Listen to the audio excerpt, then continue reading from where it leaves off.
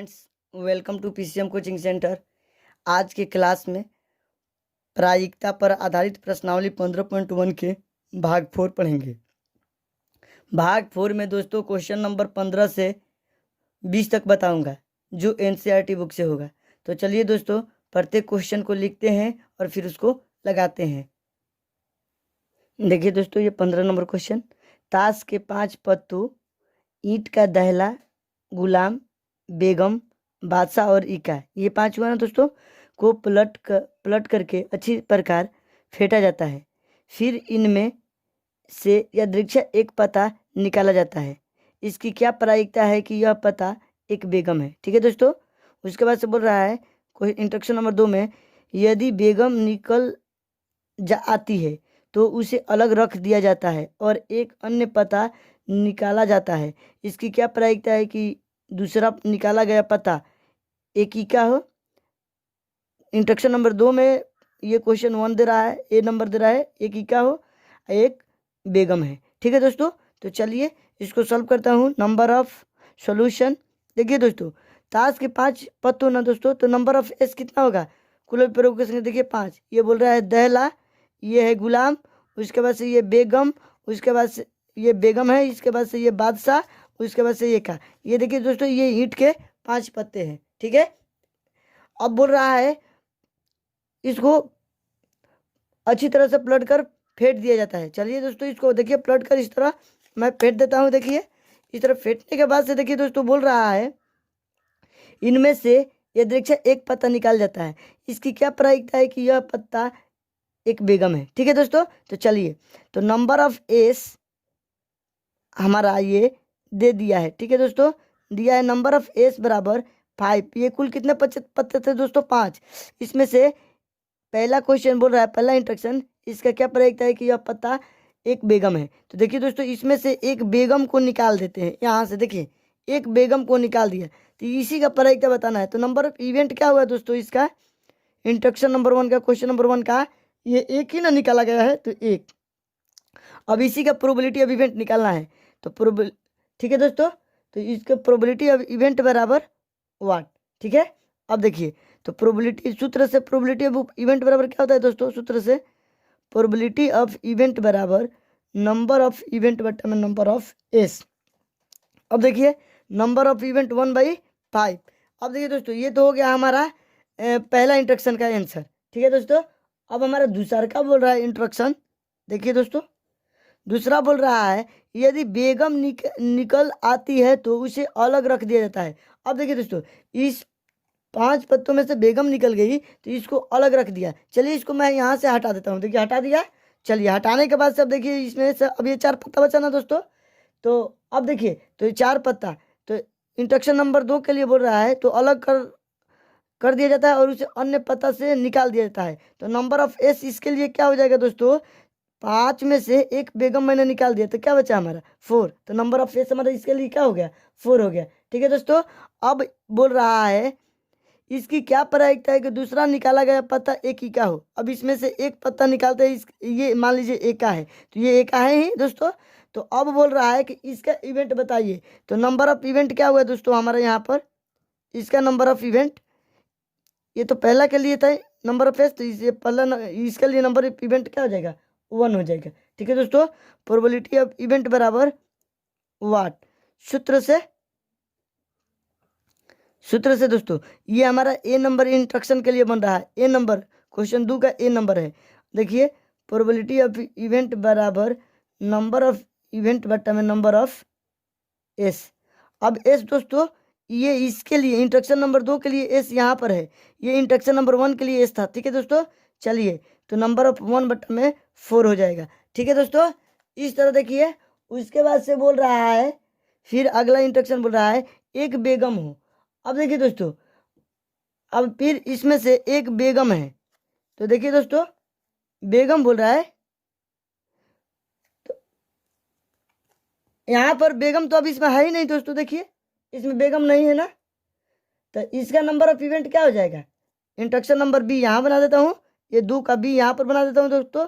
Number event क्या हो जाएगा दोस्तों? इसका 0 हो जाएगा, क्योंकि इसमें तो बेगम है ही नहीं। बेगम तो पहले ही निकाल कर अलग रख दिया गया था। तो अब इसमें बेगम नहीं है, तो नंबर ऑफ इवेंट क्या हो गया हमारा 0। तो प्रोबेबिलिटी ऑफ इवेंट इसको निकालना है, तो प्रोबेबिलिटी ऑफ इवेंट बराबर हुआ सूत्र से दोस्तों, प्रोबेबिलिटी ऑफ इवेंट बराबर नंबर ऑफ इवेंट बट्टा में नंबर ऑफ एस। तो नंबर ऑफ इवेंट 0 बट्टा में 4 बराबर क्या हो जाएगा दोस्तों 0। तो ये हमारा हो जाएगा क्वेश्चन नंबर 2 के इंट्रोडक्शन बी का आंसर। ठीक है दोस्तों, तो हमें उम्मीद है कि आपको ये 15 नंबर सवाल समझ में आया होगा। तो चलिए दोस्तों, अब प्रश्न नंबर 16 को लिखते हैं और फिर उसको लगाते हैं। देखिए दोस्तों, क्वेश्चन नंबर 16, किसी कारण 12 खराब पेन 132 अच्छे पेनों में मिल गए। ठीक है दोस्तों, मिल गए हैं। केवल देखकर यह नहीं बताया जा सकता है कि कोई पेन खराब है या अच्छा है। इस मिश्रण में से एक पेन यादृच्छा निकाला जाता है। निकाले गए पेनों की अच्छा होने की प्रायिकता ज्ञात कीजिए। ठीक है दोस्तों, चलिए, तो बहुत सिंपल है। देखिए सॉल्यूशन दिया है, हमारा दिया है दोस्तों नंबर ऑफ एस, कुल पेनों की संख्या क्या है 12 खराब है और 132 अच्छे पेन है।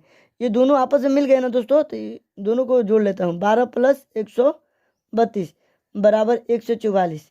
नंबर ऑफ एस 144 है। ठीक है दोस्तों, अब देखिए नंबर ऑफ इवेंट हमारा क्या है दोस्तों, अच्छे पेनों की प्रायिकता क्या निकालना है दोस्तों। तो अच्छा पेन कितना है 132, तो इसको 132 प्रकार से निकालेंगे, तो नंबर ऑफ इवेंट क्या हो जाएगा 132। ठीक है दोस्तों, अब इसका प्रोबेबिलिटी ऑफ इवेंट हमको ज्ञात करके दिखाना है। तो प्रोबेबिलिटी ऑफ इवेंट बराबर व्हाट, चलिए दोस्तों, चूंकि हम जानते हैं कि प्रोबेबिलिटी ऑफ इवेंट बराबर नंबर ऑफ इवेंट बट्टा में नंबर ऑफ एस। तो नंबर ऑफ इवेंट 132 बट्टा में 144। अब इसको काटेंगे दोस्तों, देखिए इसको काटेंगे, 12 के पहाड़ा अगर 11 बार पढ़ेंगे तो 12 11 132 होता है, 12 12 हमारा 144, मतलब 11 बट्टा में 12, यानी कि प्रोबेबिलिटी ऑफ इवेंट बराबर आ गया 11 बट्टा में 12। यही हमारा फाइनली क्या हो जाएगा दोस्तों, क्वेश्चन नंबर 16 का आंसर हो जाएगा।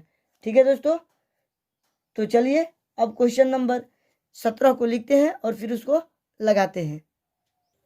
देखिए दोस्तों, क्वेश्चन नंबर 17 में 2 इंस्ट्रक्शन दिया हुआ है, पहला और दूसरा। तो चलिए पहला इंस्ट्रक्शन को पढ़ते हैं और फिर उसको लगाते हैं, फिर दूसरा इंस्ट्रक्शन का पढ़ेंगे और फिर उसको लगाएंगे। तो चलिए देखिए, पहला इंस्ट्रक्शन, 20 बल्बों के एक समूह में 4 बल्ब खराब है। टोटल बल्ब कितना है दोस्तों 20। तो number of S, solution instruction number 1 का सॉल्यूशन कर रहा हूँ। ठीक है दोस्तों, तो देखिए इंस्ट्रक्शन नंबर 1 का सॉल्यूशन, नंबर ऑफ एस बराबर 20। इसमें से 4 बल्ब है जो खराब है। ठीक है दोस्तों, इस समूह में से एक बल्ब यादृच्छा निकाला जाता है।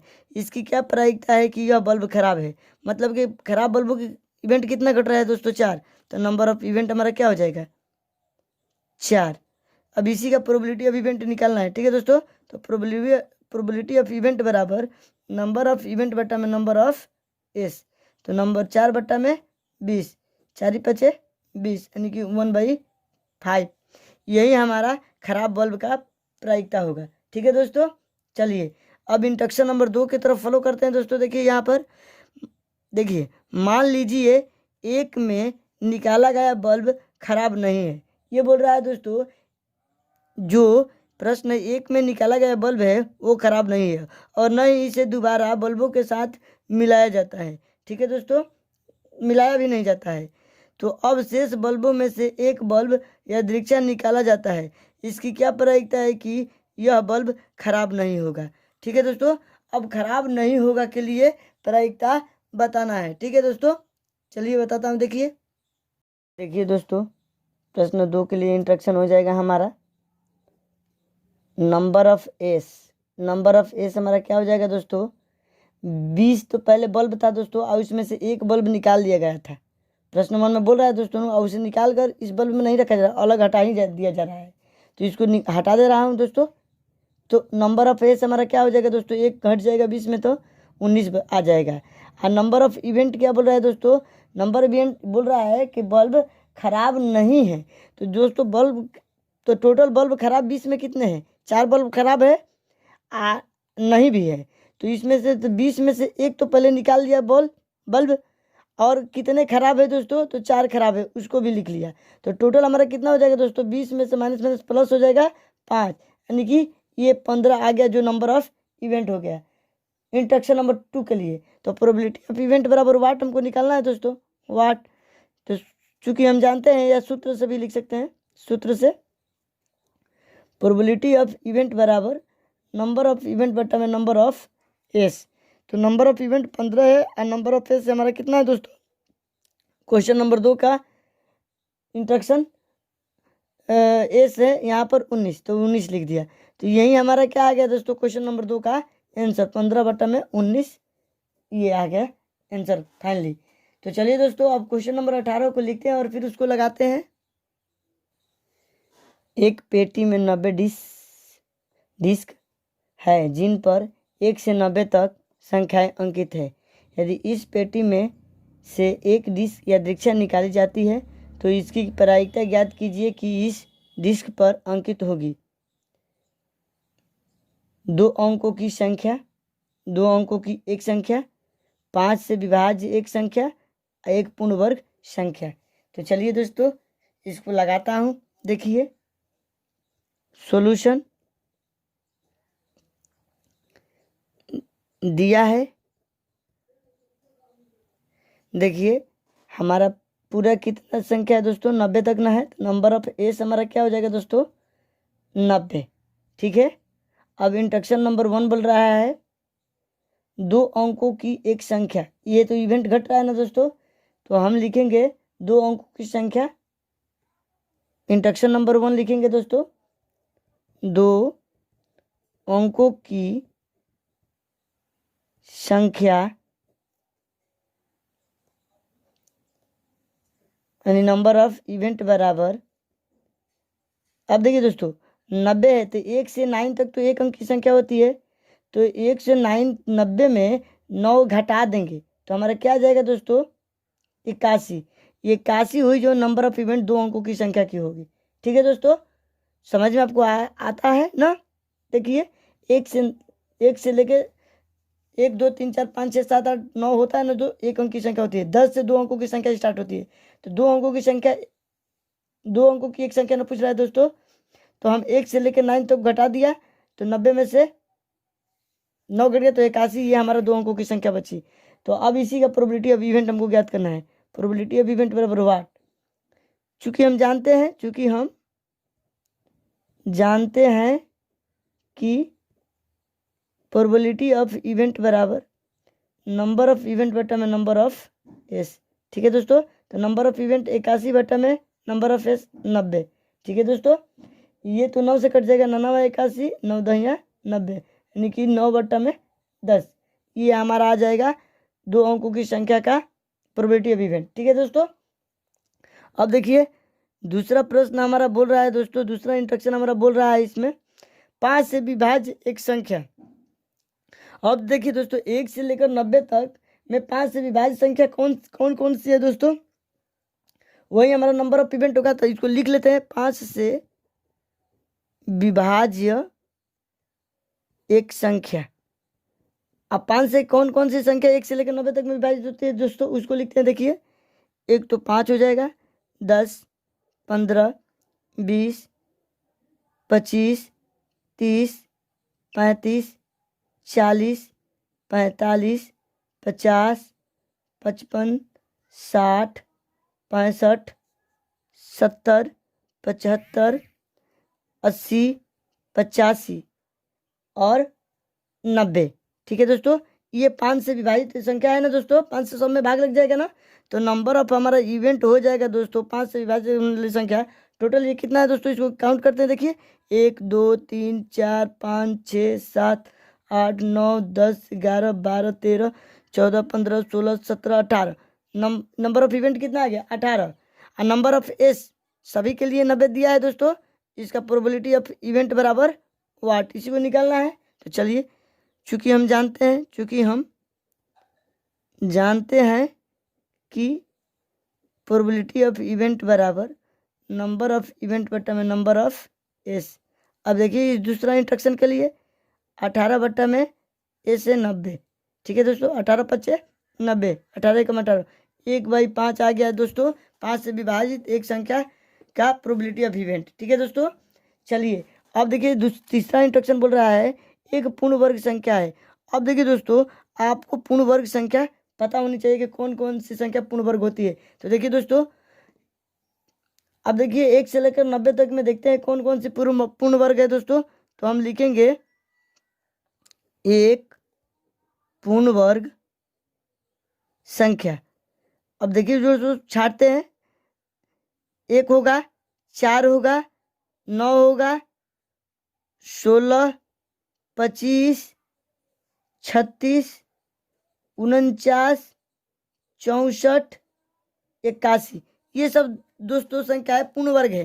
देखिए 1 का स्क्वायर करेंगे 1, 4 का 2 का स्क्वायर करेंगे 4, 3 का स्क्वायर करेंगे 9, 4 का स्क्वायर करेंगे 16, 5 का स्क्वायर करेंगे 25, इसी तरह 9 का स्क्वायर करेंगे तो 81। अगर 10 का स्क्वायर करते हैं दोस्तों तो हमारा 100 आ जाएगा, जबकि हमको 90 तक ही 90 के बीच का ही लेना है।